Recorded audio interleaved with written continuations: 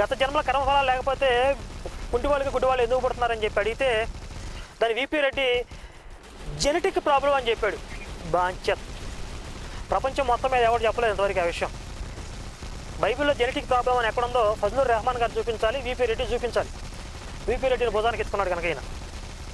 ఇలా ఒక విషయం కాదు, కార్ల్ మార్క్స్ అన్నాడు, మదర్ తెరిసా అన్నాడు, చిరంజీవి రామ్ చరణ్ అన్నాడు, అమెరికా గ్రీన్ కార్డ్ అన్నాడు.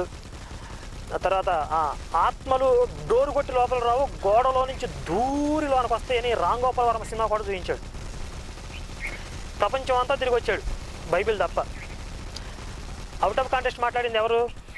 సో ఆయన ఇది అన్ని టోటల్ ఫేస్బుక్ లో కూడా తీసేస్తారు. మదర్ తెరిసా గురించి ఎందుకు వచ్చి బాగుంటారు ఆయన అంతా. ఆయన ఆవిడ సేవలు కొనియాడుతుంది, ఈయన ఎవరు ఆయన మత బిడ్డ చెప్ప తప్పు కదా. ఆయన ఆవిడ గురించి చెప్పాల్సిన అవసరం